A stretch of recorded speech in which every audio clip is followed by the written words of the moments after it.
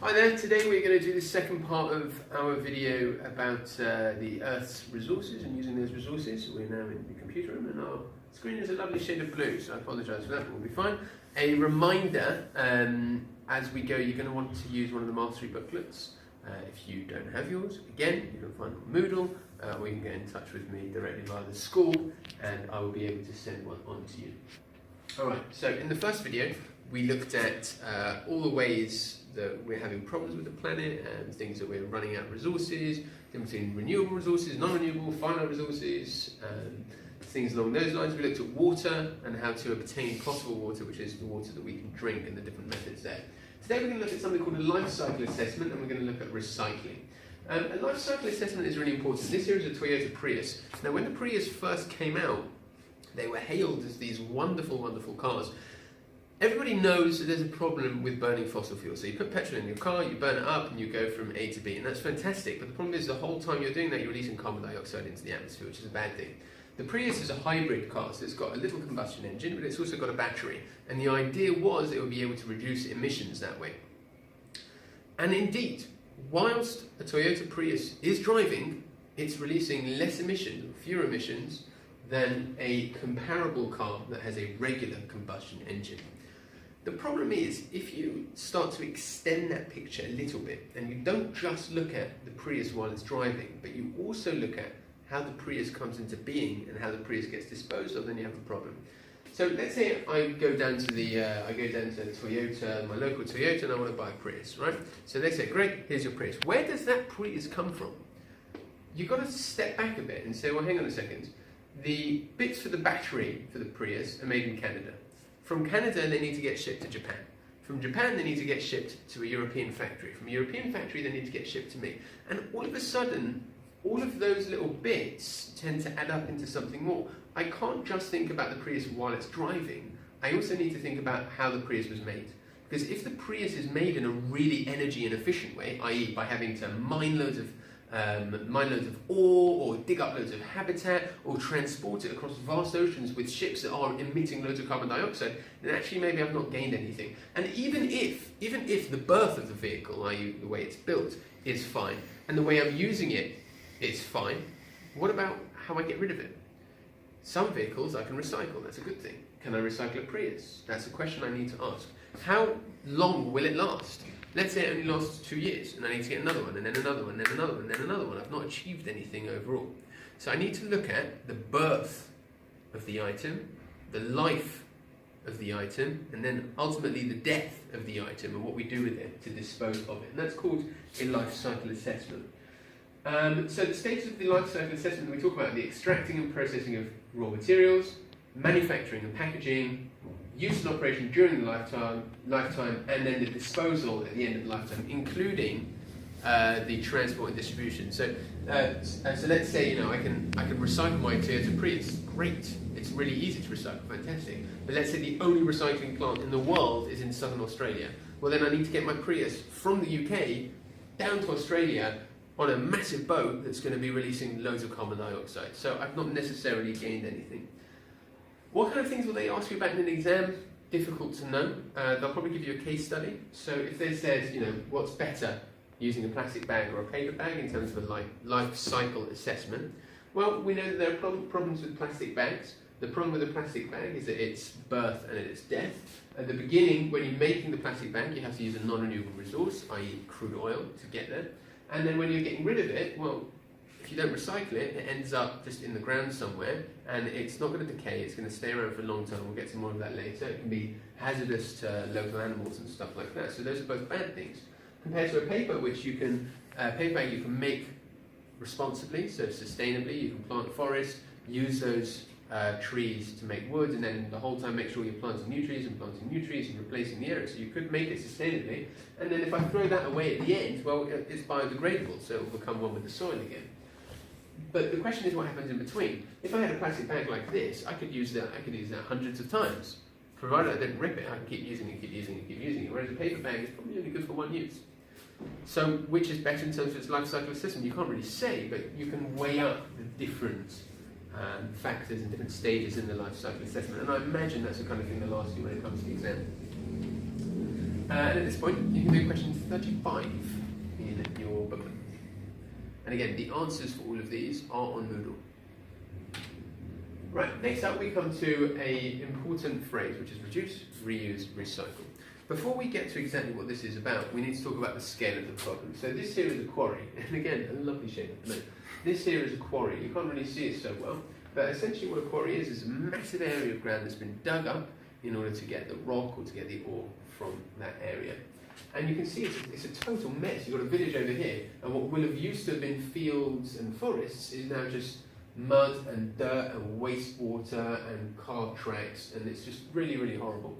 So there's a few problems with this. The first problem is the habitat loss. So all of this area that's now quarry used to be an area where animals could live. Secondly, all of these cars, these massive vehicles, are going to be producing carbon dioxide emissions.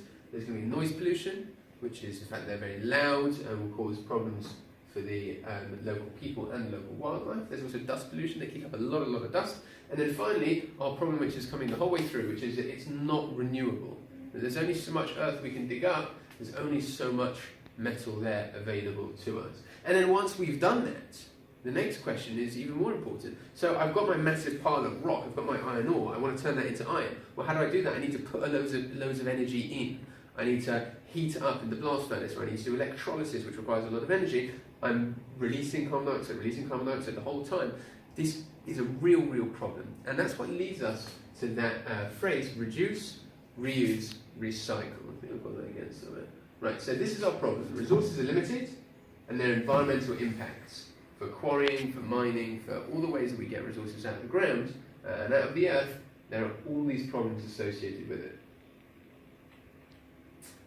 So we have reduce, reuse, recycle. Reduce is just about using less, reuse is about using again, and recycling is about using a manufacturing process to make more. We'll talk about plastic bags in the UK in a second. So reduce, let's say I've got a plastic bag, so I go to Sainsbury's and I get my shopping, I've got my plastic bag. Well, let's say I've got quite a lot of shopping. Will it fit in one plastic bag? Just. But I could use two, and that would be a lot easier. So instead what I'll do is I'll actually just keep it in one plastic bag. Yeah, it'll be a bit of a squeeze, it'll be a bit tight, but that means I'm using one fewer plastic bag, and that's a good thing. Reusing is about using again, so it's when I go to the shop and I say, hey, I've got these plastic bags from last time, I'm just going to use these this time, I'm not going to get any new ones, which means that I'm not tracking out the old ones and I'm not having to get any new ones. So those are both good things. And then finally there's recycling. So let's say I really don't want my plastic bag anymore, it's got a rip. Then I can take it and I put it in my recycling bin, and then that will then go and be turned into another plastic bag or some other plastic product that might be useful to someone. A really nice case study is the plastic bag law in the UK. So first off, we'll look at the scale of the problem. These here are nice graphics that I took from BBC News Online. So first off, they've got a little graphic there about how much plastic there is. So we have so far, humanity made 8.3 billion tonnes of plastic. That is a lot of plastic. Out of that, about 6.3 billion is now waste. So there's this much which is still being used, and this much is waste, stuff that's getting thrown away. Where does it go? About 9% of it gets recycled. About 12% of it is incinerated, burnt. 79% of it is accumulated in a landfill, right? So it's put in a hole in the ground. Why is it a problem? Well, the first thing is that we need to make a hole, and again, habitat loss, put energy in order to make that hole. But secondly, part of the problem with landfills is that you've got all this plastic in one place, and the problem is that plastic isn't clean, and it's still got all sorts of muck and dirt and toxic chemicals on it from wherever it was being used. Now, when it rains, it's going to fill up with water. All of that water is going to absorb up those chemicals, they're going to dissolve into it, and it's going to wash them into the surroundings, and into the surrounding earth, and into surrounding fields and forests and all that stuff, and cause serious damage to the local environment. So this is a problem. Drinks bottles, nice little fact here, 1 million are bought every single minute, 1 million plastic bottles, which is 20,000 a second. Less than 50% of those are collected for recycling. 480 billion bottles were sold in 2016, 110 billion of which were made by Coca-Cola, which is a lot. Only about 7% are turned into new bottles. So we're generating a vast number of plastic bottles. Ocean plastic. Where does that plastic end up? Well, the problem is plastic isn't biodegradable, which we'll get to in a second. It means it doesn't break down. So the plastic eventually, much of it, ends up in the oceans. And in the oceans, it can get caught up in tidal streams and currents. And when you get enough of it, and they get caught in very specific areas, it can form what's called a gyre. Okay, so a gyre is a massive floating, it's like a sea of plastic on top of the sea. It's enormous, and there are 1, 2, 3, 4, 5 of them at the moment. And it's basically just areas where plastic has been caught up in whirlpools. These things are miles wide. They're enormous. Anything underneath it, the living organisms cannot live underneath it. There's no light. It's just disgusting. They can't live there. This is a massive problem. I've got a little picture over here, I think. Yeah, so here's a gyre. So there's a boat in the middle of a gyre. You can see this plastic. It's deep, it's thick, and it's everywhere. And it's very harmful to the local ecosystem. Which is why we need to reduce, reuse, recycle. This is scientists' estimate about how quickly the plastics will take to degrade and break down. So styrofoam cups, like you might get from Costa or wherever, they take about 50 years to break down. Aluminium cans, a couple of hundred years. Nappies, about 450 years. Plastic bottles, same. Fishing lines, they're the longest, about 600 years. We don't know this for sure yet because plastics haven't been around that long, but that's what scientists are estimating in terms of how they're going to break down. So what that means is that if you chuck away, if you leave school with a water bottle and you chuck it on the pavement, that could be there in 450 years' time, or more likely it'll find its way into an ocean. So, the UK government, this was a very good thing, they introduced a 5p charge. So all large shops in the UK in England had to charge 5 pence for a shopping bag. Plastic bag use dropped by 85%. That's amazing. It's a real drop and decrease in terms of the number of plastic bags that are used. My understanding is that at the first it was just for large shops, and more recently it's going to be rolled out to smaller shops as well. So that's plastic bags, and you may well be asked as a case study about reduce, reuse, recycle in the case of plastics. Okay? Glass bottles are interesting as well. So glass bottles, we'll talk a bit more about how they're recycled in a second, but glass bottles can also be reused. We can crush them down, we can recycle them to make new glass products. Glass is really useful because you can use old glass when you're making new glass. So to make new glass, you need to use sand.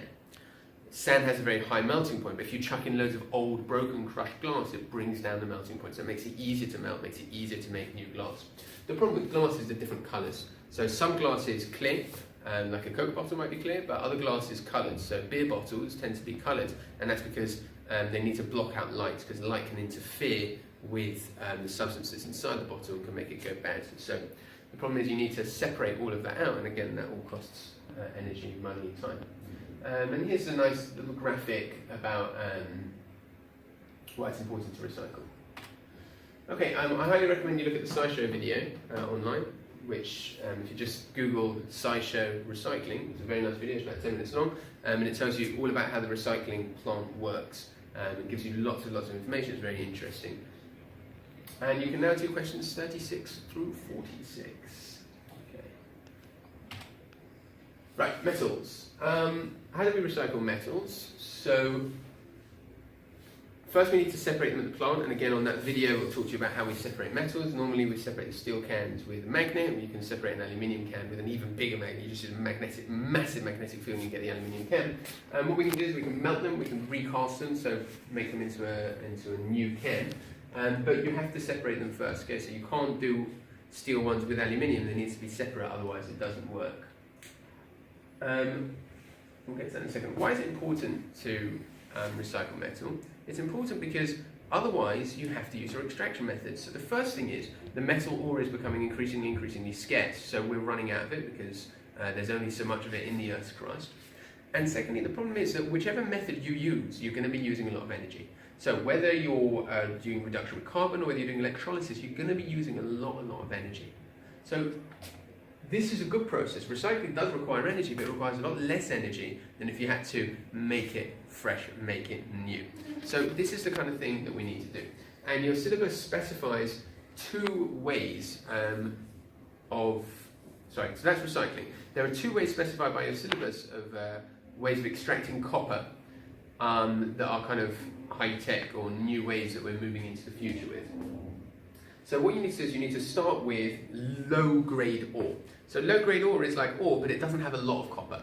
So most copper ore, if it's got loads of copper, we'll just take that straight to a furnace, we'll do reduction with carbon, or we'll do a process called smelting, and we'll get copper, happy days. But the problem is some copper ore has less copper, and it's really, really expensive, really, really energy intensive in order to get it. So we need to come up with fancy ways. So the first way is something called, we did that, we did that, we did that, we did that. Fine. The first way that we're going to look at is called phytomining. So what you do is you've got your mountain of like copper ore, and basically what you do is you grow your plants there. Okay, so you just grow some plants on top of that. And you grow very specific plants that, as they're growing, they absorb up copper compounds into their body. Right? So as they're growing through their roots, they absorb up these copper compounds. You give it a bit of time, and then you harvest them. You chop them all down, put them in an oven, and you burn them all up. And you get left with ash. And in that ash is going to be your compound, your copper compound. So essentially what you've done is you've taken a mountain which has got all this copper compound all spread out all over the place, and you've turned it into some plant ash, where it's just got copper compounds in a much smaller area, and it's a lot easier for you to deal with then. Now people talk about whether or not this is carbon neutral.